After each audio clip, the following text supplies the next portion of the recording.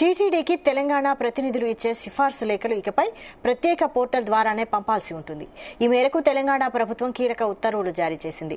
ప్రజా ప్రతినిధులు భక్తులకు ఇచ్చే వీఐపీ బ్రేక్ దర్శనం, ₹300 ప్రత్యేక దర్శన టికెట్లకు సంబంధించిన లేఖలన్నీ ఈ పోర్టల్ ద్వారానే సమర్పించాల్సి ఉంటుందని అధికారికంగా ప్రకటించింది. భక్తుల సౌకర్యార్థం ఈ పోర్టల్ను అందుబాటులోకి తెచ్చినట్లు తెలిపింది. ఇకపై ప్రజా ప్రతినిధులు ఈ పోర్టల్ ద్వారానే సిఫార్సు లేఖలను తయారు చేసి వాటిని సంతకం చేసిన తర్వాత స్కాన్ చేసి అప్లోడ్ చేయాల్సి ఉంటుంది. అనంతరం భక్తులకు అసలు లేఖలను అందజేయవచ్చు. ఈ విధానం ద్వారా ప్రజాప్రతినిధులు ఇచ్చే లేఖలకు ఒక ప్రత్యేకమైన సమర్థమైన విధానం నెలకొంటుందని అధికారులు పేర్కొన్నారు.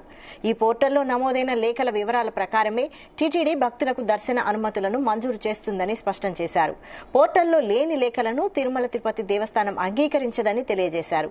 ప్రజాప్రతినిధులకు ఈ పోర్టల్ను ఎలా ఉపయోగించుకోవాలో వివరించే యూజర్ గైడ్ కూడా అందుబాటులో ఉంచినట్లు అధికారులు తెలిపారు.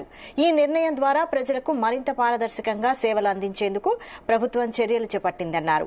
తెలంగాణ రాష్ట్ర మంత్రులు, ఎమ్మెల్యేలు, ఎమ్మెల్సీలు, ఎంపీలు అందరూ ఈ కొత్త విధానాన్ని పాటించాలని ప్రభుత్వ ప్రధాన కార్యదర్శి వేముల శ్రీనివాసులు విజ్ఞప్తి చేశారు.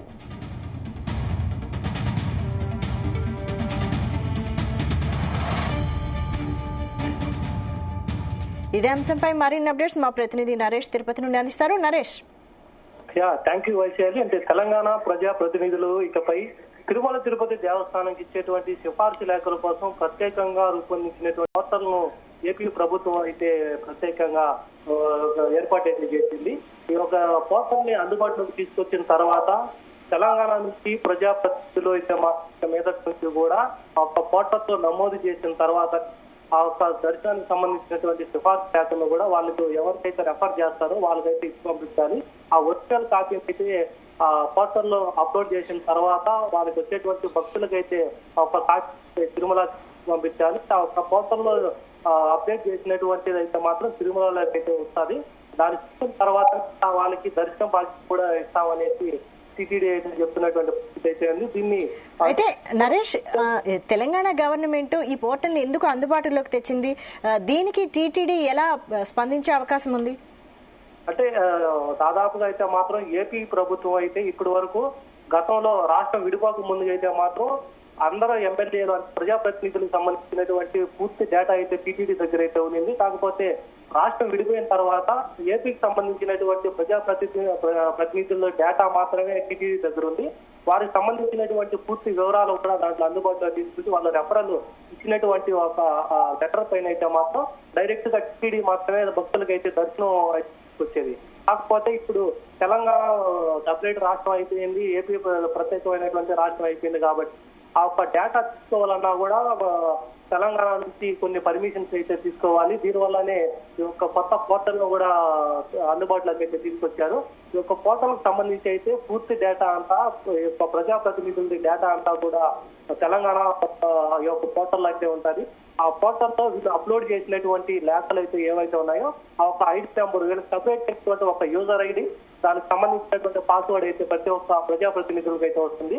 ఆ యొక్క యూజర్ ఆ పాస్వర్డ్ తీసుకున్న వెంటనే వాళ్ళు అందుబాటులో ఏవైతే వాళ్ళు ఎవరికైతే ఆ యొక్క డేట్ లో ఎవరెవరికి మెన్షన్ చేస్తుంటారో అది డైరెక్ట్ గా టీటీడీ వెబ్సైట్ అయితే వచ్చేస్తుంది.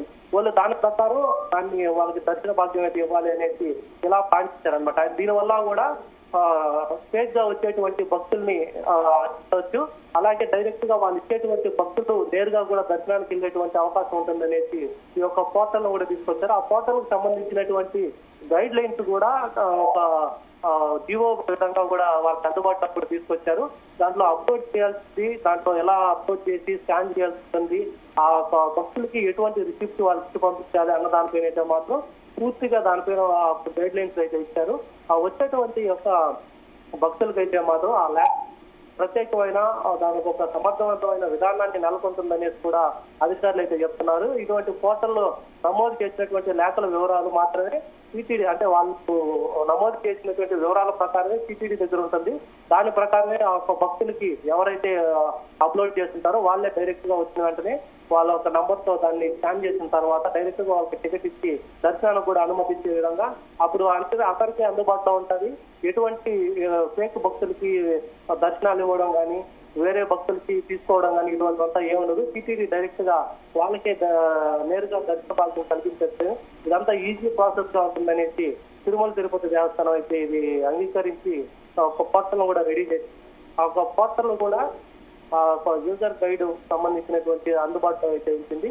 ఆ యూజర్ సంబంధించినటువంటి యూజర్ డీటెయిల్స్ ఇప్పటికే ప్రజాప్రతినిధులకు అందరికీ కూడా మెసేజ్ రూపంలో టెక్స్ట్ మెసేజ్ రూపంలో అందరికీ అయితే పంపిస్తారు. ఈ యొక్క దీన్ని అయితే మాత్రం ఆ ప్రజాప్రతినిధుల దగ్గర ఉండేటువంటి పిఆర్ఓలుగా ఉంటారు, వాళ్ళు దీన్నంతా కూడా దగ్గరుండి చూసుకోవాలి. వాళ్ళు ఎవరికైతే రెఫరెన్స్ లెటర్ ఇస్తారనుకుంటున్నారో వాళ్ళు ముందుగానే అప్లోడ్ చేసిన తర్వాత ఆ అప్లోడ్ చేసి స్కాన్ చేసిన తర్వాత వాళ్ళ వివరాలు దాంట్లో అందుబాటులోకి వచ్చిన తర్వాత ఆ లెటర్ని అయితే మాత్రం పంపించాలి. ఏ డేట్లకి ఎప్పుడెప్పుడు పంపిస్తున్నారు అన్నది ఒక డేటా కూడా టీడీ దగ్గర ఉంటుంది. దీని ప్రకారం ఏ రోజుకి అందుబాటులో ఉంటుంది, ఏ రోజులో అందుబాటులో ఉండదంటే ముందుగానే తెలుసుకునేటువంటి సౌలభ్యం కూడా ఈ యొక్క పోర్టల్లో వచ్చారు. దీని ద్వారా వాళ్ళు ముందుగా వచ్చి ఇబ్బంది పడకుండా ముందుగానే దాన్ని చూసుకున్న తర్వాత ఆ యొక్క డేట్కే వీళ్ళు రావడం, ఆ యొక్క సమయాలు కూడా ముందుగానే వాళ్ళకి కేటాయించడంతో వచ్చేటువంటి భక్తులకి కూడా సంతృప్తికరమైనటువంటి దర్శనం ఉంటుంది.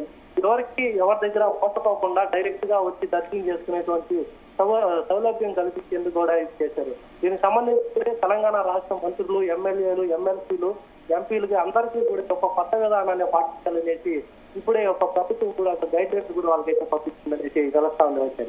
Right, thank you Naresh.